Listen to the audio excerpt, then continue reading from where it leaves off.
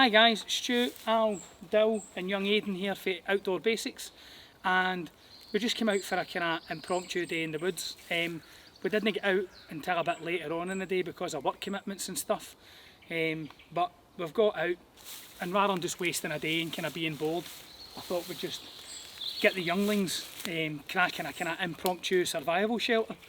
So we're just going to knock up, kind of using the general area, a lean-to survival shelter. I'll kind of talk through certain things about putting a survival shelter up and considerations and stuff, but it's mostly just a fun day in the woods, yeah. We're just doing something with the young guns, just giving them something to do. For me it's just a bit of father son time and that, and getting out and about with my mate, so yeah, that is what it is.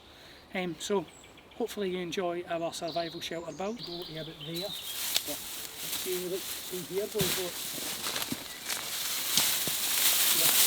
So see, before we do it, right, before we start putting the main shelter up to make it easier, clear the ground now. Does that make sense? And anything that would maybe, no, you don't need to kick it all out the way. So what we'd be really looking for is to make sure there's no critters here that are going to upset us, no ants nests. If we were somewhere a bit more spicy, venomous snakes or anything like that, there's no glass, there's nothing that's going to cause us a problem. I kind of talk to you as I talk to the boys. So we've just cleared the floor, made sure there's no glass and stuff like that. Next thing, well, the first thing really we want to do is, we want to look up. Yeah. You know what we're looking up for, boys? Widowmakers, yeah, deadfall.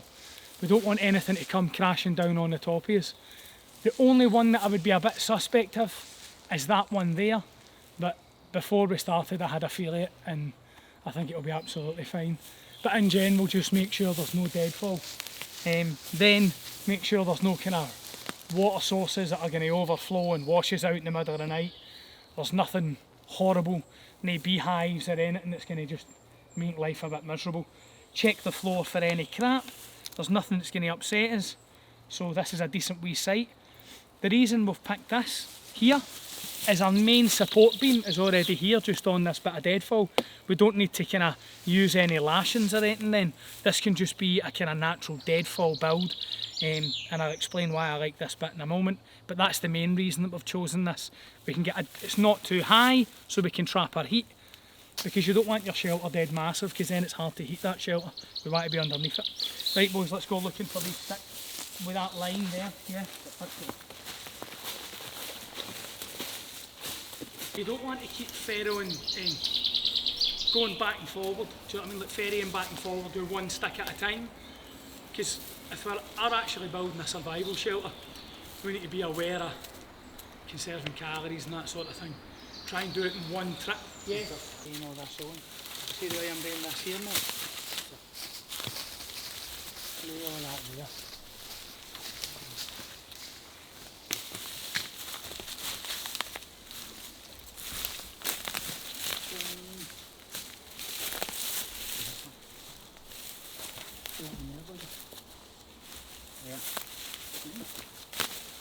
That's as far as we want to go, mate. Where we're going out. Looking. No, we want to try and fill as much of this up as we can, man.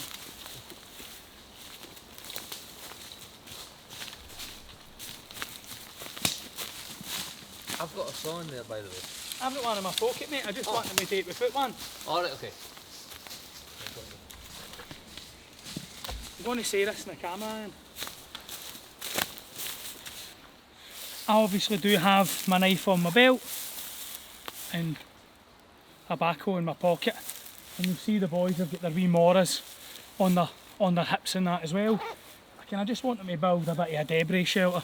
It's just getting them out and doing something, man, just out in the woods, spending time doing something fun and building things, do you know what I mean? So yeah, it's more about getting them doing stuff, and if they could build a wee debris shelter like this, God forbid if they ever needed to, it's information in the bank, innit?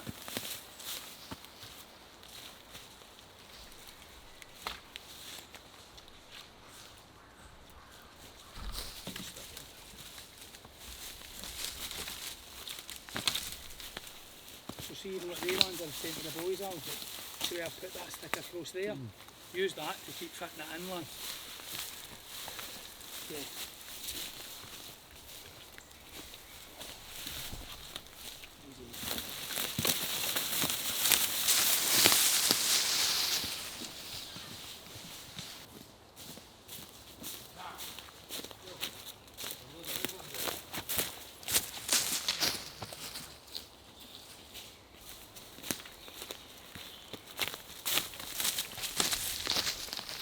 Right dudes, so we've sighted it, we've made sure there's nothing, no widowmakers, nothing going to come down and crush us. There's no kind of critters or animals around that are going to come and maul us. There's nothing on the ground that we're going to roll on and get stabbed. There's no water going to kind of overflow, just keep working on it. And then we're almost finished the lattice work now. Once we've went quite steep with it, so that it'll shed, once we've covered it, it'll shed the rain quite well. Deliberately the way I've done it is I've hemmed it in at that end and this end, and they've got a log there because they're kind of going for they can't get a fire on the go method, just a kind of general. That's why I'm not allowing them to use any tools or anything like that. I want them just going for it as is, so that if they ever get lost out here they could knock a shelter up and stand a much better chance of not going down, even if they can't get a fire and stuff like that on the go. So yeah, just generally messing around in the woods, having a laugh. But yeah, it's going well. So now, what we're going to do is, there's loads of ferns. We're going to grab loads of ferns. Yeah, we know that you can get ticks in ferns, we're well aware of that. The lads have got smidge on, and I'll check them all off when we're finished. So we're going to sheet it with ferns, and then leaf litter and just all sorts to get a good thick roof on the top, and then we're going to get a good solid bed in. So yeah, stay tuned for that, just keep watching guys and enjoy the video.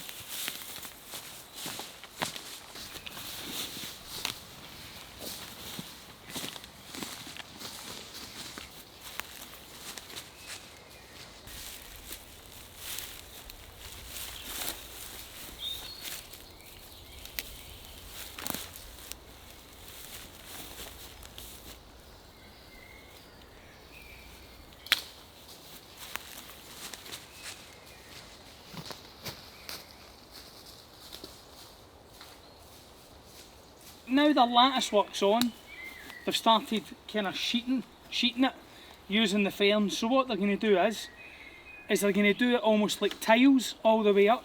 So they'll sheet this first bit at the bottom until they can see absolutely no light through. Then they're going to go one above, but it'll be kind of overlapping.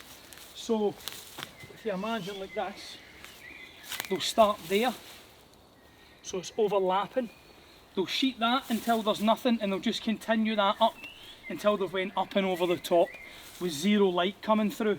Then what they're going to do is we're going to get a load of leaf litter, piles and piles and piles of leaf litter, and we're going to sheet the entire thing until we can see zero green. Once we can see zero green, then we're going to weight all that down.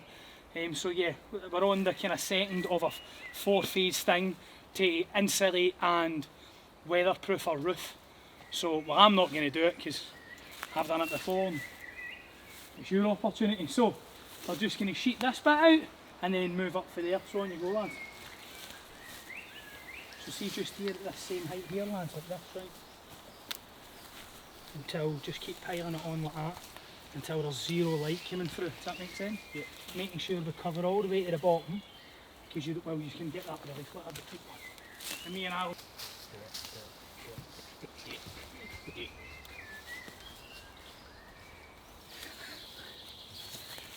You know what I mean? Yeah. They're not tack eggs. The bottom ones are. They're not tack eggs. Nah. Sticks all over your arm though. It isn't. Yeah.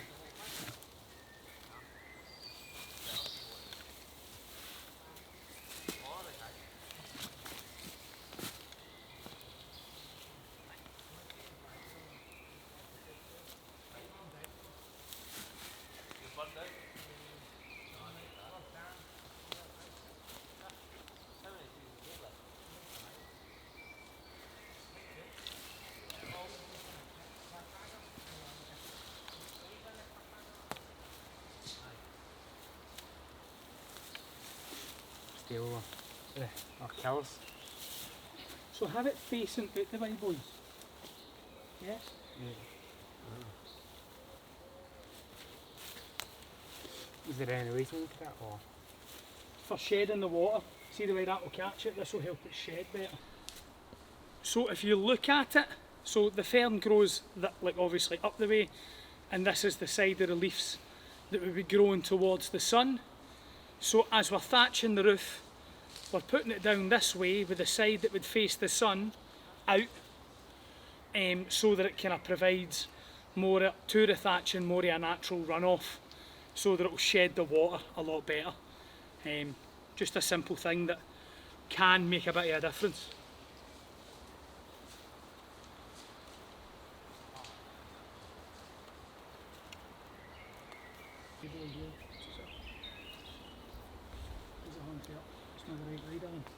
Light side out. See the side, the bit that goes towards the sun. I want that facing that way, does that make sense? So you can see that's the back. That's the bit that reaches towards the sun, yeah? Okay.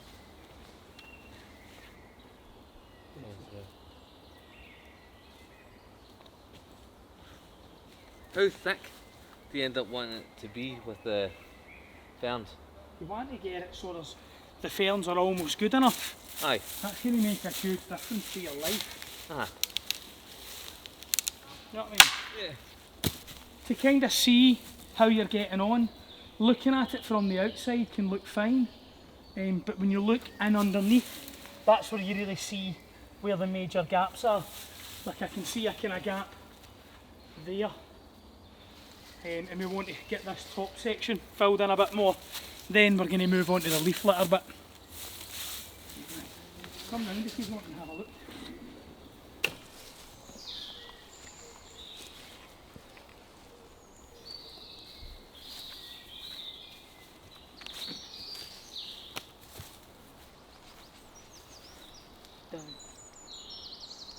Down. Yeah. So that's the thatching done with the ferns, and now we're moving on to the leaf litter. However, if I'm going to ask Al to do some camera magic, if Al pans right,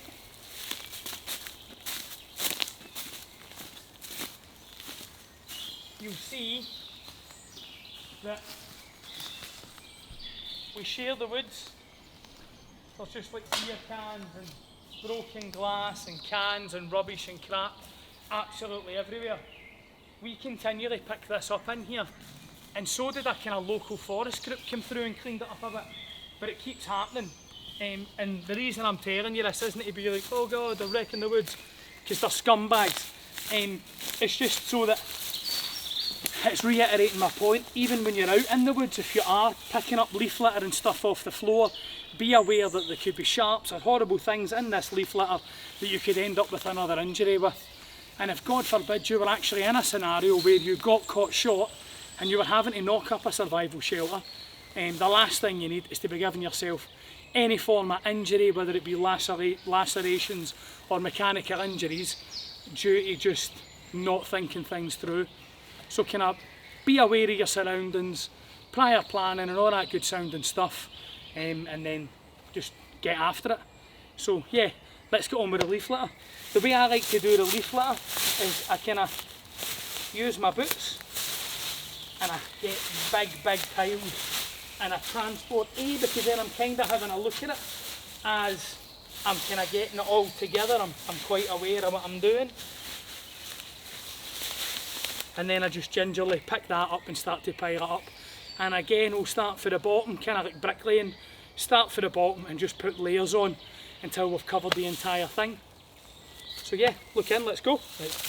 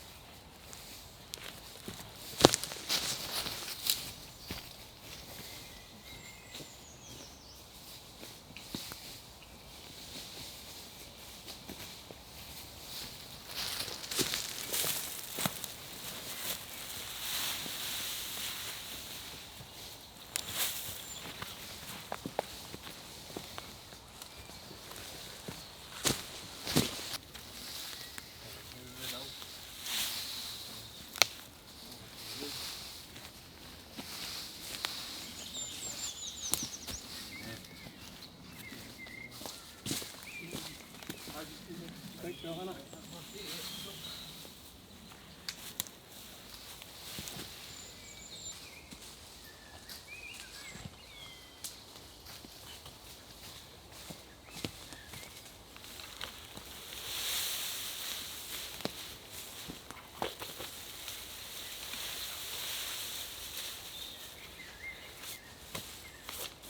Not a hint of daylight, Al. No? Not a hint. Zero. I can't see any gaps Get this section covered. poking through. Wait there, mate, not there. Come this way.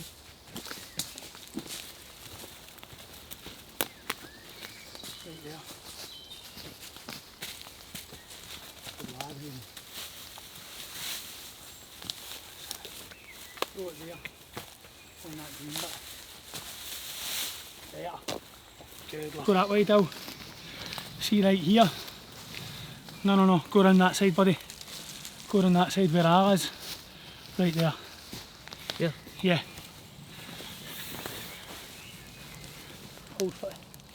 Fuck, I've lost it. The light disappeared. Oh, it's alright, I've got a stick on it. Seen.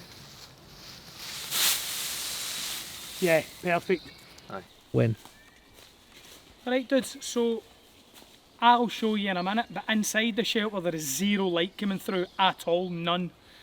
With the lattice work, the ferns, and then a solid amount of leaf litter, there is zero light coming through.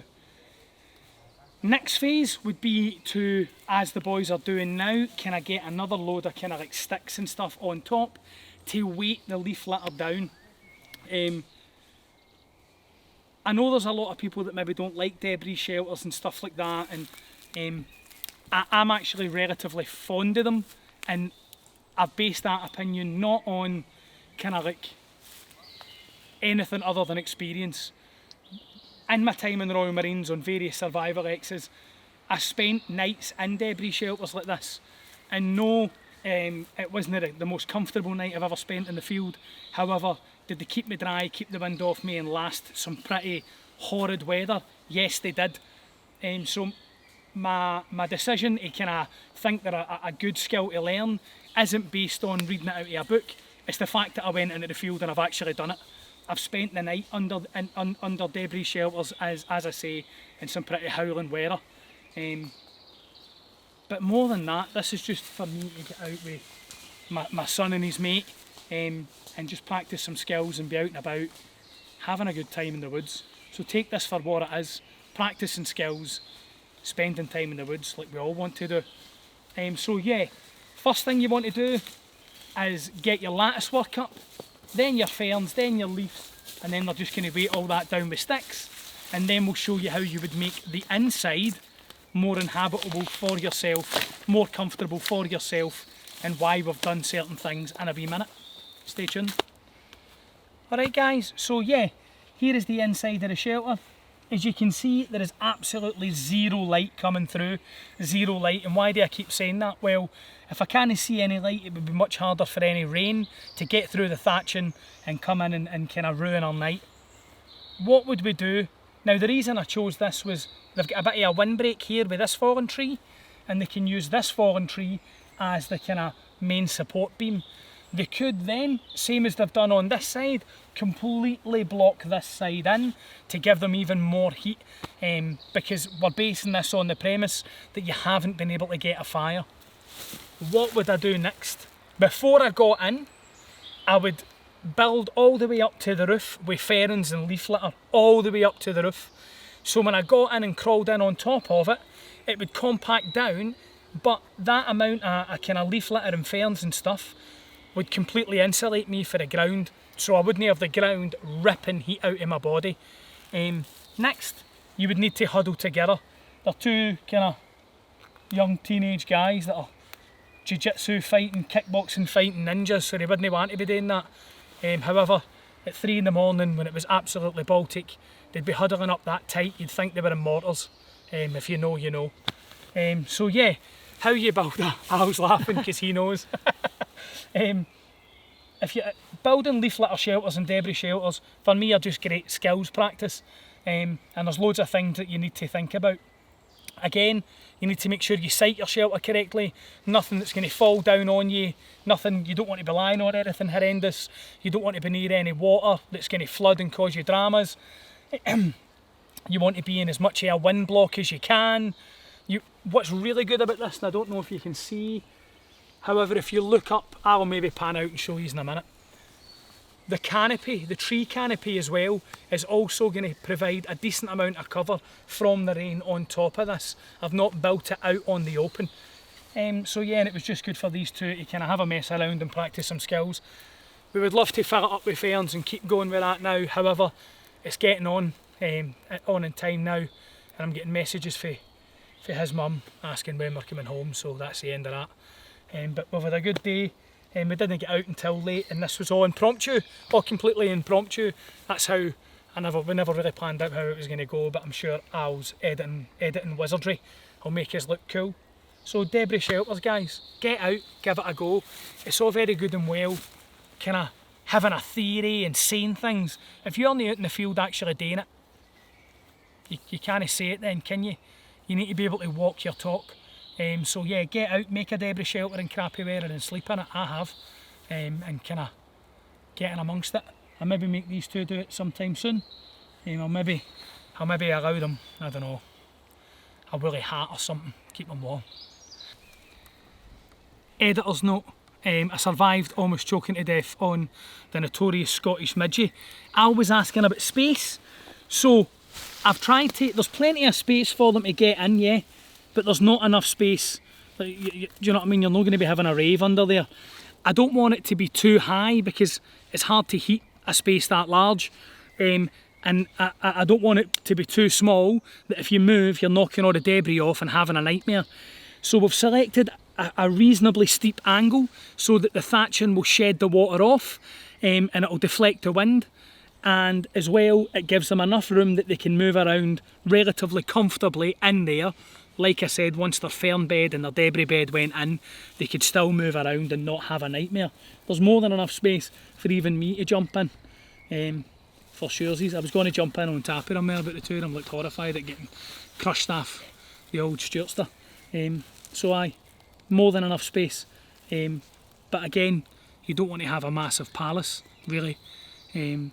Because it's much harder to heat, and it's going to take much more energy the bigger your shelter is to try and build it. And remember, it's a survival situation.